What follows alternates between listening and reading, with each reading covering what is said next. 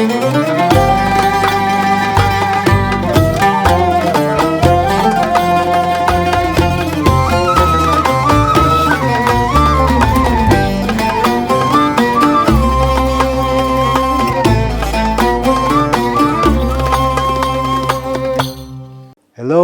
and welcome to our unit dedicated to the heritage of the Babylonian Jews, the Jews of Iraq.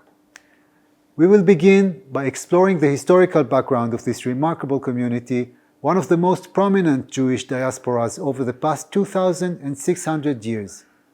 Let's begin.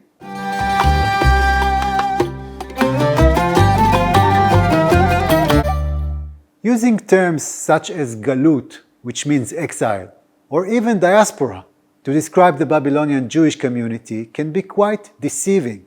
Instead of the common image of an exiled community, a weak and scattered population desperately waiting to return to their lost motherland, the Jewish community in Babylon and later in Iraq had a strong and dignified self-identity throughout the vast majority of the many centuries in which it exists. In fact, as we will see, there was a significant amount of time when the Babylonian Jewish community was the religious and cultural center of the entire Jewish world. The religious tolerance and relatively good economic condition, which characterized this area for long periods, led many Babylonian Jews to consider themselves part of Babylonian history and culture, and later, proud citizens of the Iraqi nation-state. This sentiment was also shared by other communities residing in this area, including some central political and cultural forces which perceived the local Jewish population as a significant component of Babylonian and Iraqi societies. Moreover, the term exile is especially complicated regarding Babylonian Jewry, since the beginning of the Jewish people of Jewish history is actually considered to be located in ancient Babylon. After all, the first of the patriarchs, Abraham, was allegedly born and raised in this area.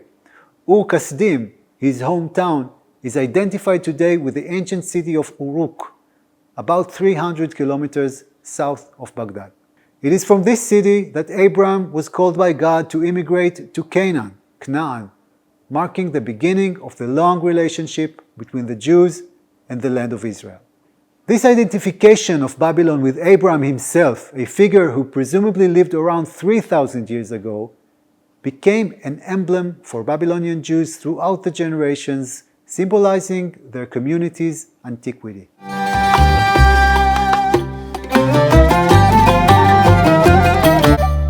In the year 586 BC, Nebuchadnezzar II, king of Babylon, conquered Jerusalem, destroyed the magnificent temple built by King Solomon, and exiled the Jews from Judea to Babylon.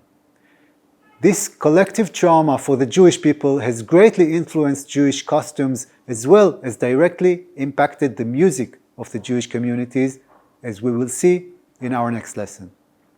Just 47 years later, Babylon was conquered by Koresh, Cyrus the Great, ruler of the Persian Empire.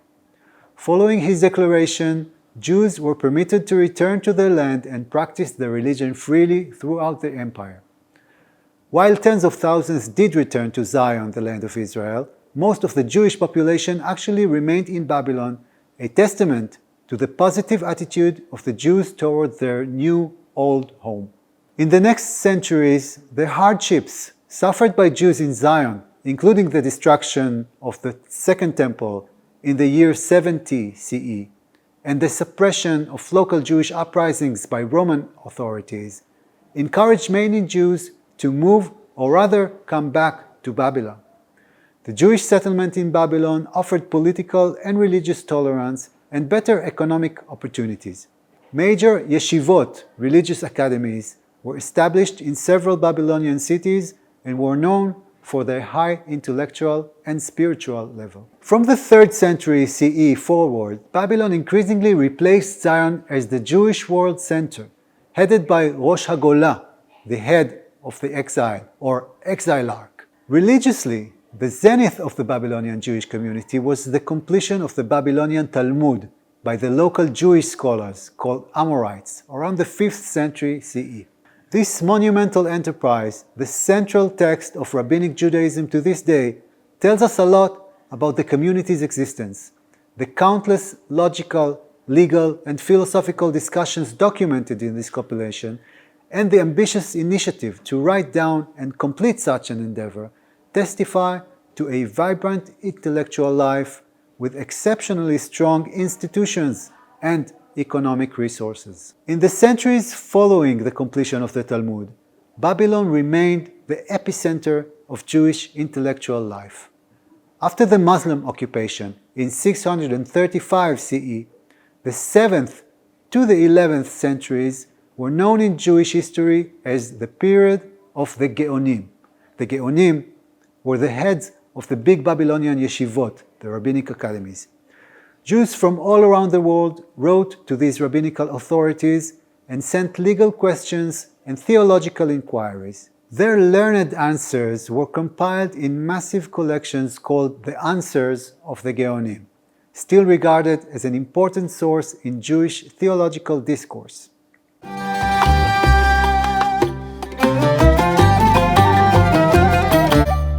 The long periods of relative prosperity and religious tolerance under Persian and Muslim rule were disrupted by new forces from the east. Turkish tribes from Central Asia and the Mongols took advantage of the declining caliphate rule and conquered Babylonian areas.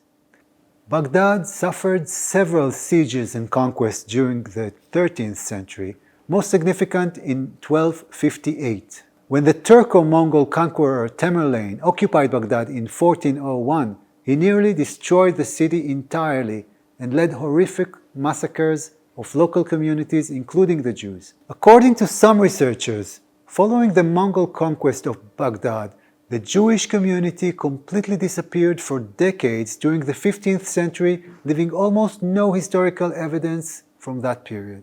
The Persian occupation of the area in 1508, followed by Ottoman rule, enabled the gradual return of Jewish population to Baghdad and other cities in Babylon. However, instead of being a center of Jewish life as Babylon had been for centuries, the local Jewish community now relied on other, newer Jewish communities in Persia to the east and in Aleppo, in nowadays Syria, to the west. Gradually, the Jewish communities in the area, especially in Baghdad, strengthened, and in the 19th century, Baghdad had become an independent community and a center of commerce and religious activity.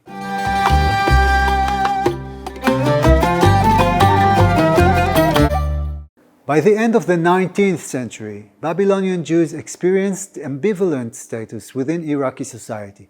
They enjoyed generally good material condition on one hand, but on the other hand, were considered by the Muslim Ottoman rule to be second-class citizens, with permanent legal and political limitations.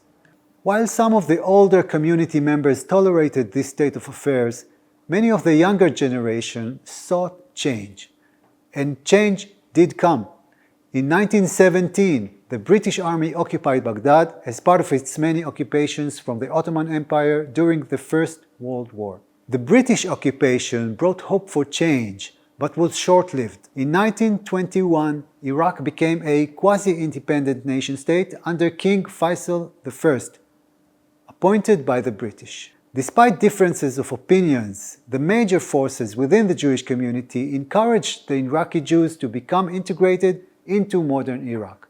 Sasson Eskel, a prominent Jewish figure and Iraq's first finance minister, said, "The conditions are now completely different.